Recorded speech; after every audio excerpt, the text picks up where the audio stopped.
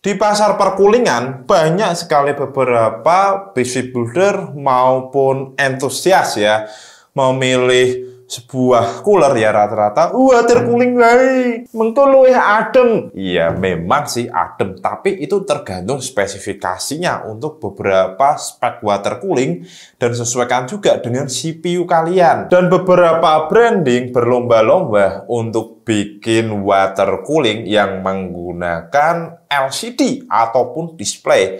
Ada sih yang bentuknya bundar, kotak, dan panoramic view yang dari samping sini kelihatan semua. Sebenarnya untuk beberapa PC builder orang yang awam lah ya, katakanlah yang awam, yang belum mengetahui lebih banyak tentang maintenance-nya I/O seperti apa, pasti mereka akan terhantui oleh, ya katakanlah ini ya, water cooling, pasti akan terhantui oleh bocor.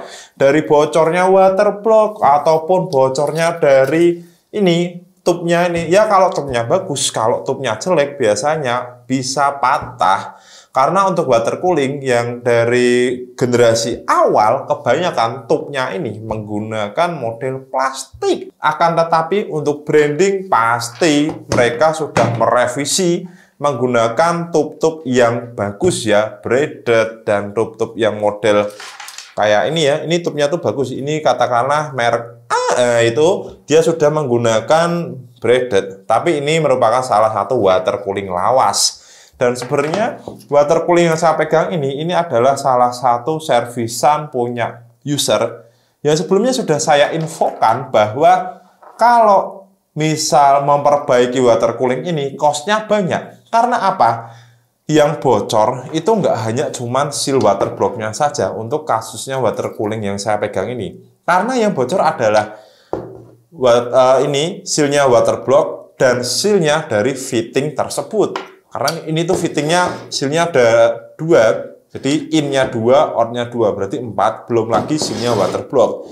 Selain itu, ini sebenarnya sudah di recooling oleh customer-nya dan saya bilang, Mas, ini nge-recoolingnya tuh sebenarnya ada yang salah karena waktu nge-recooling dia mengisi cairan coolingnya itu tidak pas, jadi bunyi dan akhirnya apa? Motornya panas. Dan setelah motornya panas, setelah saya cek kalau untuk memperbaiki sebuah water block ini cost-nya jadinya mahal. Kembali lagi di Elvisia Tech bersama saya Mr. Mahdi. Kali ini kita akan bahas sebenarnya bagus mana sih antara water cooling dan heatsink cooler dual tower dari ID Cooling A620 Pro SE.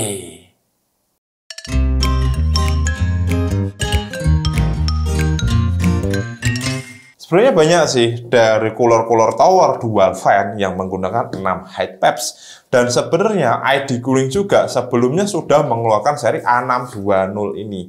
Jadi setahu saya tuh melihat yang awal rilisnya itu warna black. Dan lalu dia keluar warna putih. Dan keluar juga warna yang gold apa tuh, wes lali. Pokoknya apik warnanya gold. Untuk bedanya A410 SE ini dia hanya menggunakan 4 heat pipes. Dan dia belum dual fan, jelasnya. Lalu untuk A620 Pro SE ini, dia itu sudah 6 heat pipes dan dual tower. Dan selain itu dia memiliki 2 buah fan 120 mm. Untuk paket pembelian dari ID Cooling Frozen A620 Pro SE, kalian sudah mendapatkan installation guide untuk kalian yang bingung cara memasangnya cooler ini ke part PC kalian atau motherboard kalian. Dan untuk aksesoris lainnya, kalian sudah mendapatkan backplate untuk Intel itu bisa support LGA 1200, 1700, dan 1851. Lalu kalian juga mendapatkan 2 buah plate bracket untuk Intel dan AMD. Untuk Intel nih yang panjang dan AMD yang untuk versi pendeknya. Dan untuk AMD ini kalian hanya support AM4 dan AM5 saja. Selanjutnya kalian sudah mendapatkan 4 buah spacer screw. Ini untuk mounting dari backplate Intel maupun AMD. Kalau AMD kalian bisa menggunakan backplate bawaannya. Tak lupa juga sudah disematkan splitter fan, jadi kalian nggak perlu lagi bingung-bingung membeli splitter fan jika kalian masih menggunakan motherboard low end yang hanya terbatas ya untuk pin PWM-nya ya.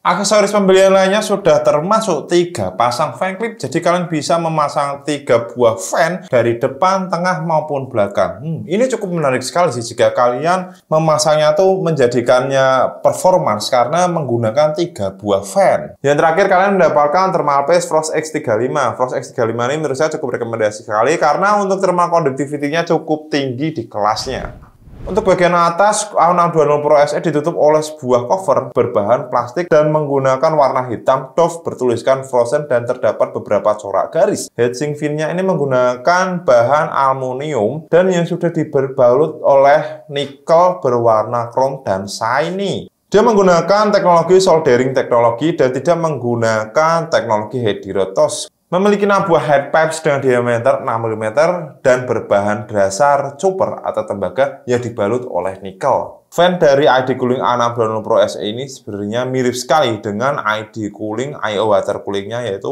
seri DX Max kalau nggak salah itu. Dia tuh bukan yang seri AS ataupun AF karena untuk frame dari fan ini dia memiliki beberapa garis-garis bagian samping untuk mengurangi turbulensi pada angin yang dihisapnya. Berikutnya kita akan mengetes berapa jauh performa dari ID Cooling Frozen A620 Pro SE dengan menggunakan Intel Core i5 14900KF.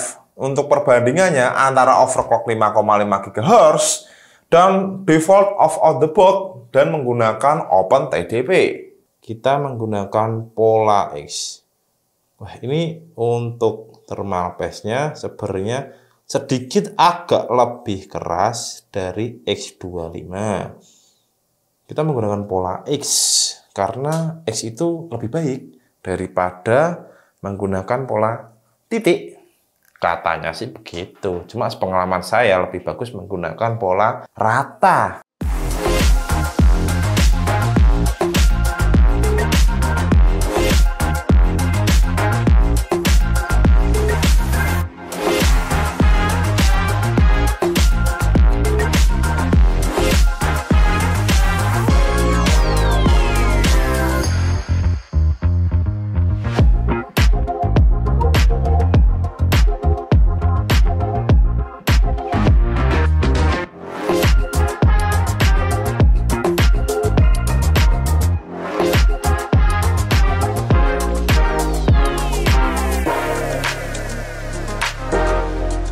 Chart yang pertama kita menggunakan Cinebench R23 Multicore 10 menit stress test. Untuk VRM-nya overclock 5,5 GHz kita mendapatkan 54,4 derajat Celcius dan untuk defaultnya kita mendapatkan 51,4 derajat Celcius. Sedangkan efisiensi core-nya untuk overclock 5,5 GHz kita mendapatkan temperatur sebesar 62 derajat Celcius dan untuk defaultnya kita mendapatkan 56 derajat Celcius. Sedangkan untuk performance core overclock 5,5 GHz kita mendapatkan 75 derajat Celcius untuk average dan untuk defaultnya kita mendapatkan 65 derajat Celcius. Sedangkan CPU package-nya untuk overclock kita mendapatkan 78 derajat Celcius dan sedangkan untuk defaultnya kita mendapatkan 59 derajat Celcius. Untuk average core clock-nya 5,5 GHz, untuk efficiency core clock-nya kita mendapatkan 3,695 MHz dan untuk default kita mendapatkan 3,224 MHz. Sedangkan performance clock overclock 5,5 GHz kita mendapatkan 5,048 MHz dan untuk defaultnya kita mendapatkan 4,256 MHz. Sedangkan core clock dari overclock 5,5 GHz kita mendapatkan 4,275 MHz. Default kita mendapatkan 3,665 MHz. Berikutnya untuk chart score dari Core i5 14900KF multi-core stress test 10 menit overclock 5,5 GHz kita mendapatkan 25,608 poin dan untuk defaultnya kita mendapatkan 24,845 poin. Dan untuk multi-core single run kita mendapatkan overclocknya 25,725 dan untuk defaultnya kita mendapatkan 25028. Dan untuk single core single runnya 5,5 GHz overclock kita mendapatkan 2,154 poin dan untuk defaultnya kita mendapatkan 2,066 poin. Untuk chart terakhir CPU package dan fan speed 5,5 GHz untuk overclock mendapatkan 203,109 watt, dan untuk defaultnya kita mendapatkan 186,526 watt. Lalu untuk fan RPM-nya overclock 5,5 GHz kita mendapatkan 2,116 RPM, dan untuk defaultnya kita mendapatkan 2108 RPM. Bisa kalian lihat untuk bekas pressure dari thermal paste-nya ini cukup rata menurut saya. Tidak ada yang tidak mengenai die dari A620 Pro SE. Antara die prosesor dan die heatsink coolernya ini sangat merata ya. Terlihat jelas dari bekas thermal paste-nya. Di harga sekitar 602 ribuan, A620 Pro SE menurut saya cukup recommended untuk menghandle sebuah prosesor Core i5 yang Gen 14 seri KF ini, yang notabene banyak yang bilang bahwa ini adalah prosesor kompor. Dan nyatanya A620 Pro SE dia mampu menghandle prosesor tersebut sampai dengan power peak sekitar 200 wattan.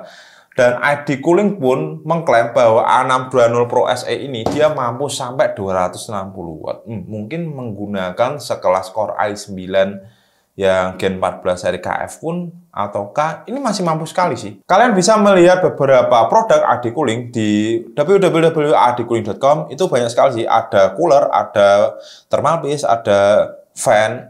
Dan selain itu untuk kalian yang ingin bertanya silahkan oleh di kolom komentar. Dan salah satunya juga AD Cooling merupakan distributor dari Berlian.com. Jadi kalau ada apa-apa kalian bisa japri langsung ke distributornya. Misal klem fan mati ataupun ARGB-nya mati, kalian bisa langsung cek-cok langsung dengan Berlian.com ya selaku distributor resminya. Jadi untuk para PC builder kalian lebih recommended yang mana? Antara IO water cooling yang memiliki beberapa maintenance, atau kalian lebih memilih heatsink dengan dual tower yang menggunakan minimal 6 buah head pipes?